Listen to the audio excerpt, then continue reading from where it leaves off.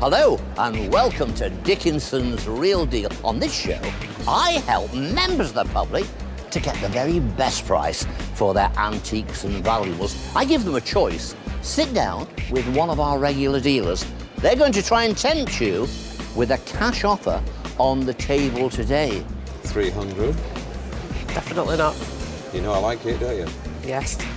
Now, if I don't think that's enough money, I'm going to say to you, live dangerously, have a gamble, go to auction. We may get you a little bit more money there. 740, 760. We're in the room and selling. I shall be on hand at all times to help and advise you. Today the show comes to you from Oldham in Greater Manchester. A great crowd of people have turned up. They're determined to do business today. They want to sit down with our dealers. What are they going to do? Walk away with cash in their pockets or gamble and go to auction? I don't know. One thing I do know for sure, they want the real deal.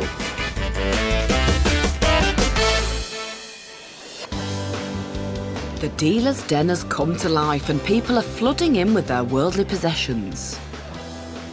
Hi, Anne. Taking a pew with Corrie Jeffrey is Anne, who has a price in mind for her mystery object. I think I wouldn't accept anything less than 400. I'm prepared to pay 450 to 500 for this. It looks like David and auctioneer Max Blackmore are also intrigued. So let's see what all the fuss is about. It's a box. Well, you know what we've got to do with a box? Open the box. Oh my goodness. It's lovely. It's spectacular. It is. It's spectacular. Tell me about it. I was left it by my mother, who got it from an old gentleman she was nursing, not officially, but it was his wife's pendant, and she left it to my mother in thanks. And I wore it as a young lady, but since I've got older, I can't carry it off anymore, and so I think I'd like to sell it. So where did you wear it? I wore it in the 60s in London when I was a young fashion designer on a gold long chain, and I enjoyed wearing it. You were a fashion designer in the 60s in Yes, London? yeah. Wow. Well, listen, let's have a look at it.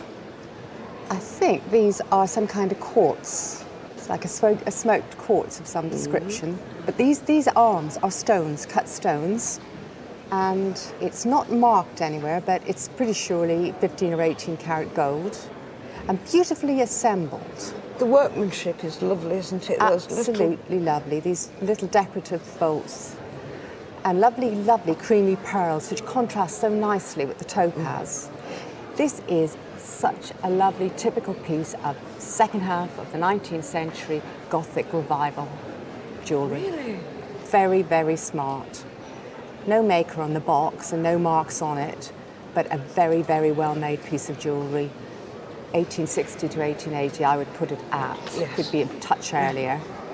Interesting enough, crosses are not that popular. They're not that easy to sell.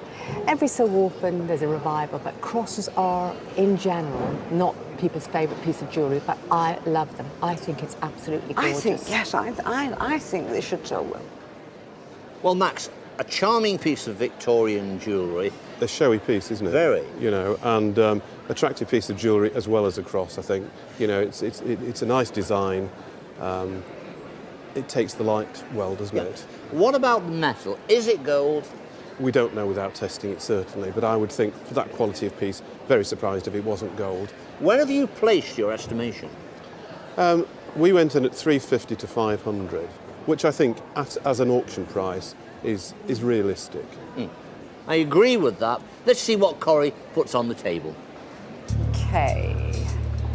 Let's put 50, 100, 150, 200, 250. I think it's worth a little bit more than that. Oh, I hear you've got some help. Now, before you say anything, first of all, I'm going to take a little bit of exception. Corrie says she doesn't feel this is fashionable at the moment, this kind of Gothic type of... I think it is. You know, if you were in London and went down Old Bond Street and you had to buy that, oh, they'd ask you a pretty penny. £300 to £500 is where the independent valuers are. I think that's a seller. If it went to Bond Street, it would go to a good home, wouldn't it? This is true. So let's put some more money on the table. So we're going to put 350, 400. Yeah. Would you be prepared to offer a little bit more? It's your lucky day. I haven't got any fives, so I'm going to put 420, 440 on the table. So now we've got 440 on the table. I think what's happened now is Corrie, I respect Corrie, she's a great dealer, and she's come right to the ballpark. And I'm going to say, accept that. I believe it's worth more, but I'm a little nervous to put you to the auction. You would need to get more than 500 to make it worthwhile. So I think the 440 is a good offer. I think that's a very fair And deal. we've got to allow Corrie to make a few quid, so I think that's a winner. I think it's very fair enough. So we have a deal. We do. Thank you very much for bringing us along. I love it. They're shaking hands. They've done a deal at £440. Is that a good price? I think it's a fair price, to be honest with you. You never know. There is always a chance the right person in the auction may have given a little bit more.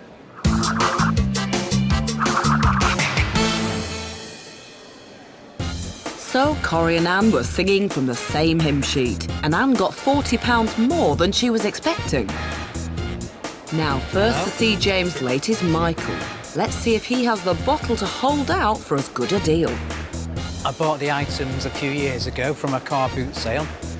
I know how much I paid for them, and I think they're quite an interesting lot. So I'm really interested to see how much they go for. Well, you brought along some, what looks to me like 1950s pottery. Yeah. But you'll have to tell me the rest. Well, as far as I know, it's by Marcello Fantoni. Okay. Is it signed anywhere? Yes, just there at the side. Okay. I have to say, I've never seen anything like it. Covered in leather or not, quite frankly. But, I mean, the thing I like about it is the design on the front, which is quite reminiscent of Picasso. Yeah, in a way, Quite it is, I agree, yeah. abstract. I mean, they're quite kind of 50s. This is a very 50s shape, I think, isn't it? Yeah. I'm slightly in the dark about this. I mean, I quite like it. I have to say, it's not my period. It's quite I prefer older unusual. things. It is unusual, and it's quite striking design. I don't suppose you're going to tell me what you paid for it? Not just yet. No, so I can offer you a little profit. Possibly, yeah. I've no idea, to be honest, what it's worth. So my bid is going to be a shot in the dark. Okay. 50. £70. I think you're quite a bit off there. I'm James. off. Yes. I'm off. Yes. Okay. But it's a good profit, isn't it? I can tell by your eyes that you're into Yes, profit but I've already. also done a bit of research on it, and I know roughly how much it is worth. Okay. Well, I'll dip in my pocket again and put another 20 down. So that's £90. Still quite a bit short there, James, I'm afraid. Oh, a bit short. Interesting. Now, I didn't know this name. It didn't ring any bells, and I've just run back to the auctioneer and said, what do we know about this man? Quite a popular Italian designer, ceramic designer. The two estimations are 50 to 90 from the independent valuers. Now, the auctioneer, he's more keen. He's saying 1 to 200. This man has a track record. He's quite well known. Not to me, though. Not to you. I would suggest he probably is worth a bit over the 100. But if you want to gamble and go to auction, maybe that's the best place. Well, I think David knows as much about this design as I do. But I'll try again. I'll put another 20 down. So that's 110, which means you've got to make 150 or so in the auction to get 110. Really, I wanted about 40 more. 40 more. I mean, I'm bearing in mind what David said as well. Yeah. Well, I'll tell you what I'll do. I won't give you another 40, but I will put another one of those down. So another 20. So that's 130. And I think that's probably where I'm going to stop. Because I think that allows me a little profit if I'm lucky. Okay, James, I think we have a deal. We've got a deal. Yeah. Great. So what did you pay for it? £3. Oh.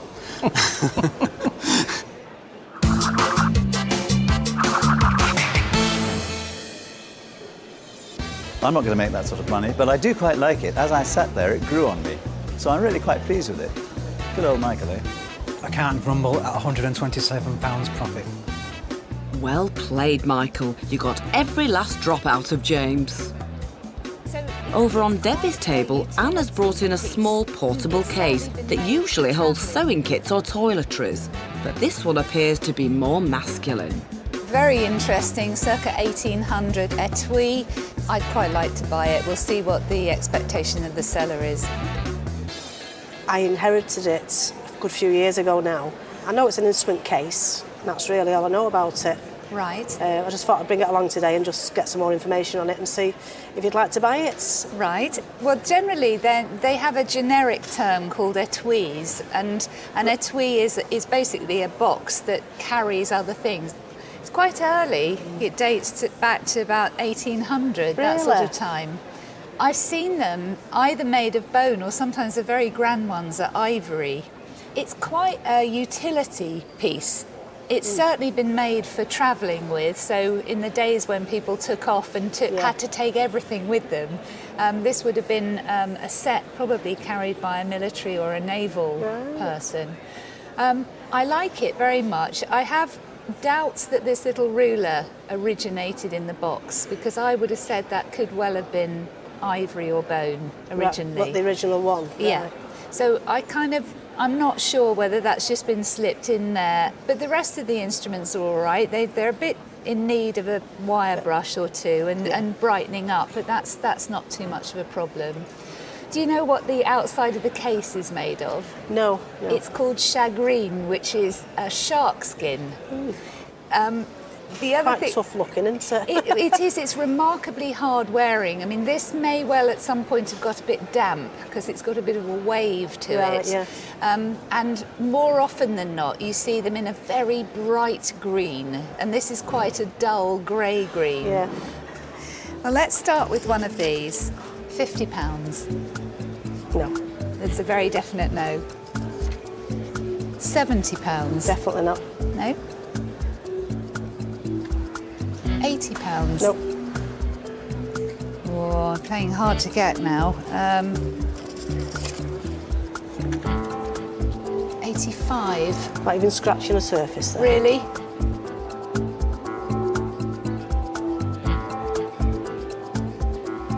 So if I change the 10 and the 5, £90. Nope. No?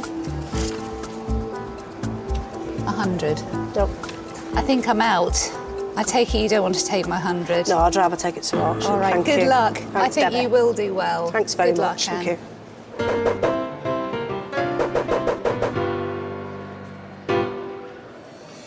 I think it's worth a day out of the auction at least. You know, if we just get another £10, £20, I'll be happy. A nice collector's item. I'd be surprised if this doesn't sell for 200 plus. Ooh, lots of optimism about. £20 now. Let's see how the etui measures up at auction. The reserve is £180. Now, I think it's well worth that. If you sell this, any idea what you're going to do with the money? My daughter's getting married in May next year. You can never have enough money when daughters start getting married. OK. So this could go into the kitty if it was sold. Let's see what happens. The next lot is 305, and it's this possibly late 18th, possibly early 19th century Chagrin covered etui. It's an unusual item, this one. Commission interest here. There is commission interest, which means deals have passed through the sale room, seen it and left a bid. At £100. Any further bids in the room? 10, 20, 130, 40, 140 with me, 150, 160, 160, 170, 180. We're at 180. 180, 190. Commission's out. We're on the net now at 190. The room's out by the look of it. Selling then at 190. OK, £190. There is, of course, a little bit of commission. Yeah. I make that just a bit under £156. Now tell me. Happy. Happy? Happy, yeah, very happy. Gonna go into the kitty for the wedding? Yes. OK.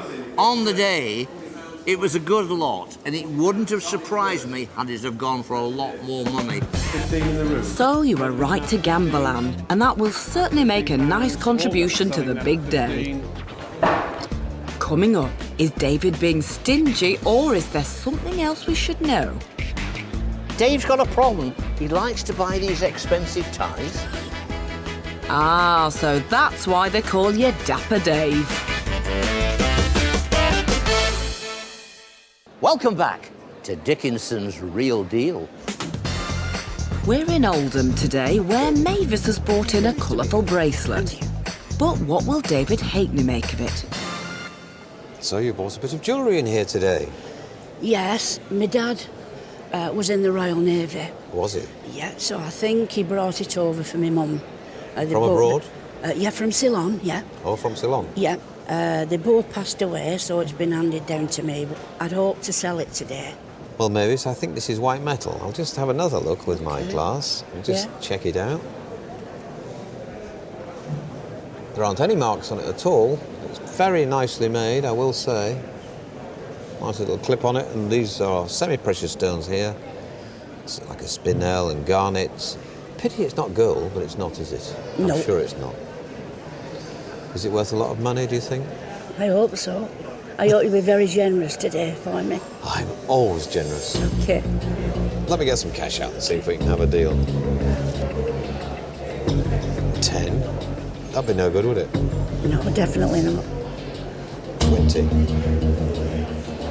I think it's only silver this I'd year. like 50s putting down rather than 10. Really? If it'd been gold, I would be. And these are a bit more precious, the stones. Very pretty, but I don't think it's worth a lot of money, Mavis, but I'm going to say £30. No, I wouldn't accept that, I'm sorry. That's a definite, I can see that. £40. No, you could have put a 50 there to start with. It hasn't got any marks at all, you know. When you're selling anything, they'll say, what's it made of? I say, well, it's silver. Show me the mark. There isn't a mark on it. £50, Mavis. I prefer a little bit more than that, if you don't mind. Doesn't seem a lot of money, Mavis, does it? But at the same time, I have to hold my hand up and say, not the most commercial thing. 80 to 120 is what the independent valuers are saying, and the auctioneer says the same thing. Now, 50 quid, it's got to be worth 75 quid, 80 quid, the lower estimate. I mean... I did ask him to start off with a 50, but he said no. No. Well, you see, Dave's got a problem. He likes to buy these expensive ties. Even though he's flashing his eyes, we need to flash his money, not his eyes. I thought I always do. And so we need another 20 quid at least, Dave, on the table. Otherwise, you and I need to go to auction, and hopefully we'll sell it. But I must tell you, it is difficult because of the size and perhaps not the most commercial. OK, thank you. Mavis, I thought I'd been very generous there, offering you a 50.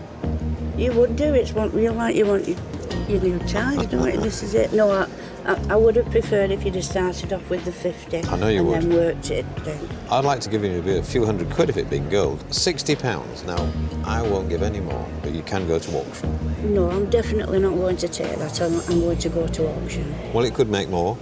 Yeah, hopefully It's a it gamble, would. isn't it? Hopefully it would. Thank you for bringing it. Thank you.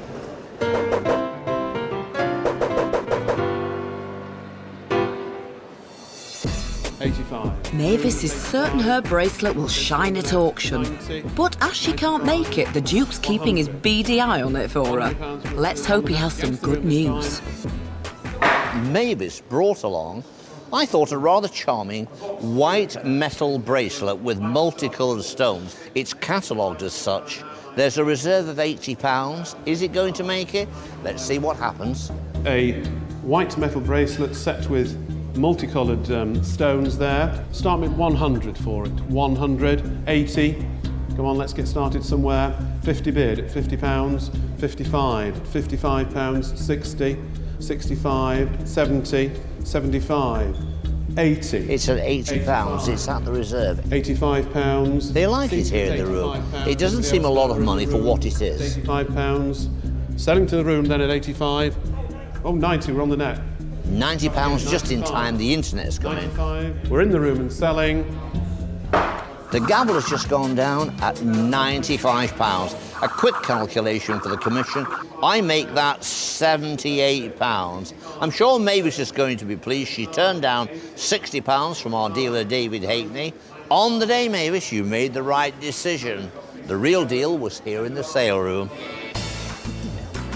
Back in the den, David seems to have ambushed one of the dealer's tables. What is he up to? I've got two of our regular dealers. I've got James here and I've got Debbie here. Now, I've made a special request. I've said to them, bring along something that you have bought on the show and can't get rid of, can't sell. And also bring along something that you have bought which you absolutely loved and didn't want to part with. So I'll go to ladies first, I'll go to Debbie, and tell me the item that you bought on the show and you can't get rid of it. Oh, hang on a minute, David. Do you need a hand? No. I could hold one end for you. I know, I thought I'd just wear it around my neck. I bought this... Are you saying that this could stay around your neck? Is that what you were saying? I bought this fender. It has nothing wrong with it, except I've spent the last few months saying, I'm sorry, it's 2 inches too long, it's 3 inches too short. Problem. It's not tall enough, it's not steel. I've probably spent as much in cleaning it as I did in buying it on the show. What did you pay for it? I believe it was 65. Well, I'm going to say £65 was a very reasonable price, but I do understand the difficulty. First of all, people don't want brass copper, they don't want to polish it, and size really is important when it comes to buying a fender. Debbie has had the fender for over a year, but that's nothing compared to the football programme James has had kicking around for a staggering 4 years. Well, my fender, or should I say my albatross, is this football programme. I don't believe it. Yep, known as the Matthews Final. Yes. Cup tie in 1953. Absolutely. Matthews playing in Blackpool against Bolton Wanderers. Unbelievable. The Matthews Final. On there you have Stan Mortensen with Blackpool, iconic player. Yeah. Also with Bolton. Lofthouse. You've got Lofthouse. Yeah. What huge sum did you pay for this? For this, and the one that came with it, which was something from the 70s or 80s, 80 quid. Where have you tried to sell it? I've tried it at several fairs, including Olympia, twice.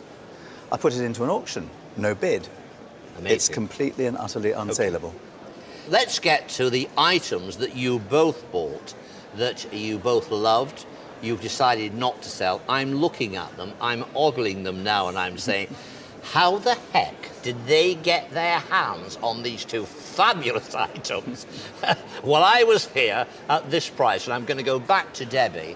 I can see straight away that is a Franz Bergmann, Austrian, coal-painted bronze of the most charming owl you'll ever see in your life. What did you pay for it? Well, he shook my hand at £3.70. Well, you got the most amazing buy. You must have beguiled him, Debbie. I don't feel too guilty, though, because he found it at a car boot sale. I think he paid a fiver for it. OK, well, I don't blame you for keeping it because it's absolutely superb. OK, over on this side, this amazing picture, tell me about it. 18th century, it's painted on ivory. Oh, my goodness. It's signed Johann somebody, who I haven't been able to trace, I must say. But it seems to me to be a most lovely picture. I think it's rest on the flight into Egypt. Yes. It's just wonderful. Okay. It's got a little bit of damage. It's had some restoration in its life. And what did we allow you to take this away at? 500 or 700 quid or something? I'm embarrassed to say, David, that you allowed me to buy it for 350. Amazing. It's staying on the wall. It's a souvenir of Dickinson's Real Deal. I can feel it. I mean, wonderful. What becomes very obvious to me, and I'm sure it's the same to yourselves at home, is their love of what they do. Hear, hear, David. Coming up, Marion wonders why Corrie isn't snapping up her item. She's shaking her head, so she's still not happy. I'll put it back in the attic if that's all you're going to give me. Welcome back to Dickinson's Real Deal. It's all go today in Oldham and showing no sign of slowing down yet. How do you do? Next up is Marion, who is with Corrie, but will she bite off her hand to buy this next item? Have you been on holidays in Africa lately? No. How did you come by this bag? Because my husband, it was a present in the 1960s when he was in Khartoum. He was in Khartoum? Yes, he worked for Platt Brothers and the machines, the cotton mills. He was a And did you ask him for a present? Yes, I said I'd like a crocodile handbag. So you asked him for a crocodile handbag and he brought you down more or less, he brought you home a whole crocodile, really? Yes, yes, the baby one, yes. And when you wore it, did people remark on it? Yeah. Yes. Well, you didn't wear it very much. I didn't use it a lot because I used to feel it's a baby crocodile. That is the problem with it. It's from the Nile. And let's have a look at it. You can see there's the back. Yeah, that was the colour of it all over. And it is, it's a nice colour. Yeah. And you can see you've got the whole of the spine going down there. But unfortunately, it's not worth very much because of the head. And not many people actually want to have a handbag with a crocodile head on. Right. And for me, that limits it very, very badly. And it is 1960s, so it's coming up to 50 years old. Yes. I mean, so it is a nice old handbag. Yeah. So I'm going to put down 10, 20 pounds.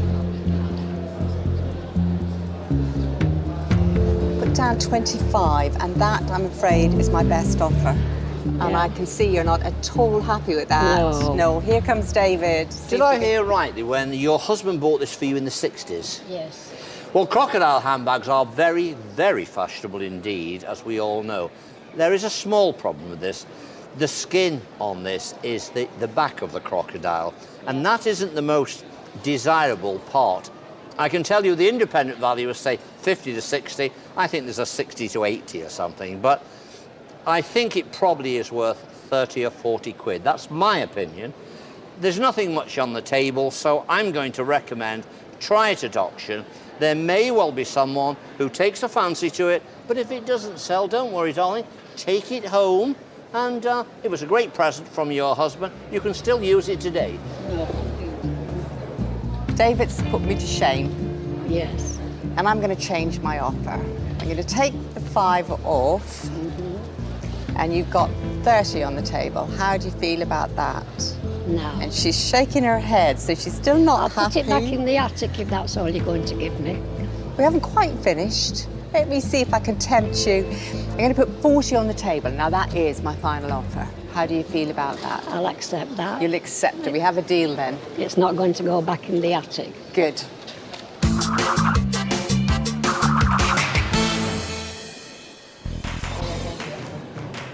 Next up, Sarah's brought James an early 19th century copper snuff box that's not to be sniffed at. A nice Wellington period snuff box. I'm going to try and buy it. Hubby Craig is watching on too. So you brought along a snuff box. Yeah. Did you know it was a snuff box? I had an idea, yeah, it was a snuff box.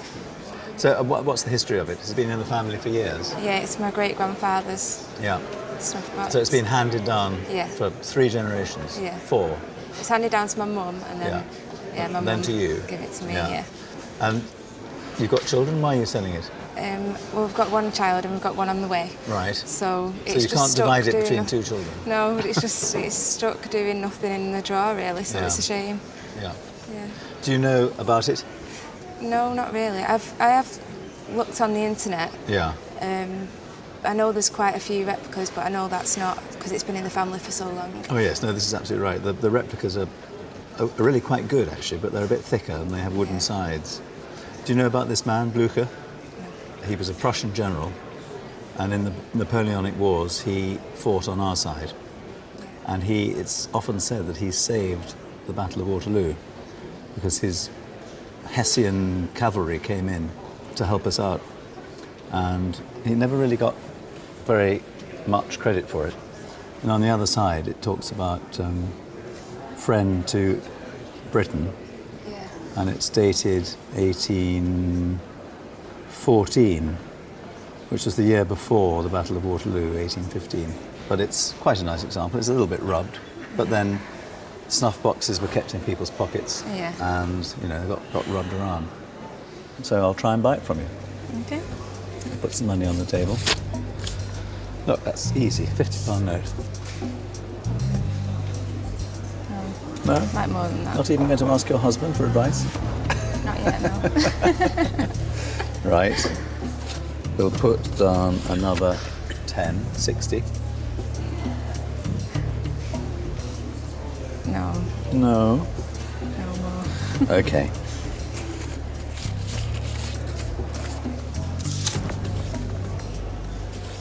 £70.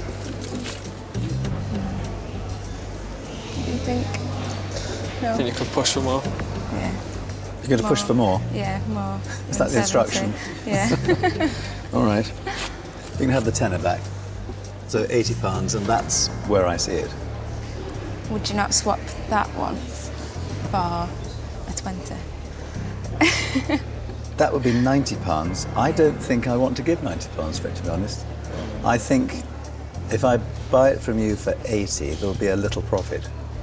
No. But if I start asking people 110 or something, I think that'll put them off. But I'll tell you what I'll do. I'll put another fiver down. So 85 quid. Right, I'll just You ask better Craig. consult. Yeah, I'll be happy with that, yeah. Craig's happy.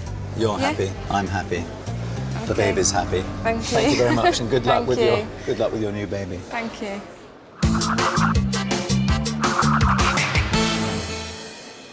So it smiles all round. Coming up, it seems the Duke has got David's number. I've heard a whisper. He's starting to buy watches all over the place now. But don't say I told you, because no one's supposed to know. Are nobody's secrets safe?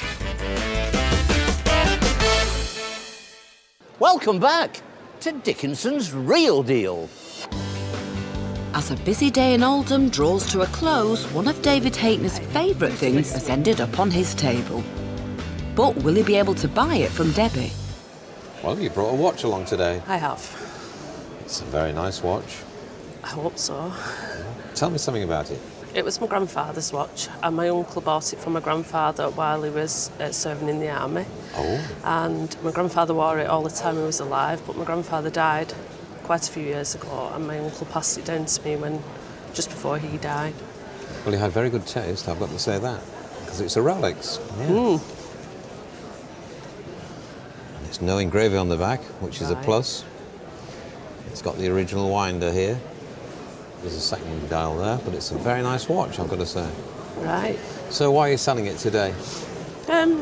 Because Debbie? really it's just stuck in the cupboard at home, and obviously I wouldn't wear it and my husband wouldn't wear it. Why? So, well, I don't know, it's just I think I didn't want to lose it because it was my No. grandfather's, I know, so yeah. I'd sooner sell it now and maybe put the money towards a holiday. Yeah. Well, it's a good time to sell it because, well, it's gold, but it's got the magic name of Rolex, which is probably the most popular watch on the market. Right. Oh. So I'm going to give you a lot of money for this watch because I like watches. That's what I like to hear. I'll get the dosh out. Here we are.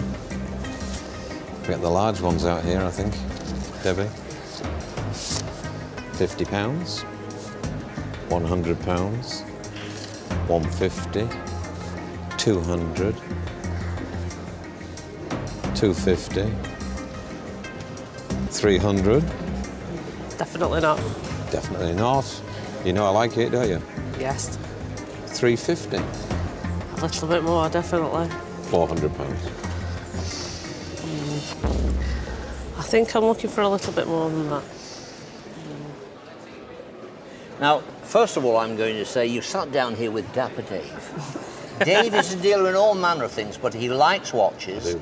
And this is a nice branded watch. We've got 3 different estimates. We have a 4 to 6, in between that, 4 to 5, and we've got 5 to 7. I think he wants to buy it and he wants to sell it. I've heard a whisper. He's starting to buy watches all over the place now, and he's going to concentrate on watches. But don't say I told you, because no one's supposed to know. Well, Debbie, he's given the secret away now. He knows I like this. He knows I want to buy it. £500. I think a little bit more looking at the higher one. That's if it goes to auction. If it goes to auction, then I think you could still squeeze a little bit more out, couldn't you? You girls are hard It's to deal going with. to a good cause. Is it? Yeah. The holiday? For my family, The yeah. holiday fund, right. Yeah, 5.5. I'm trying. you are. Well, he certainly is trying. £550. If you went to the sale room and got £650, we'd have almost £100 to take off that. So at £650, we'd be back to £550. The question is, can you go to the sale room and get more than £550? Because it's not worth considering unless you can do that. Yeah. It's always good when a slight perspiration comes on his brow. It's going. He's a dapper guy and he knows his watches. He might just give you another 20 quid. Do you think you would give me another 20 quid? I think I'd consider it if you did. Take 560. Debbie. Make it 570 and we've got a deal. Got it. You've got a great deal there. Thank you very much. Thank you very much.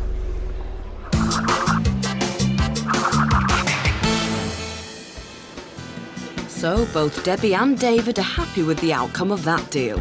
But are all our dealers as happy with the profits they've made today?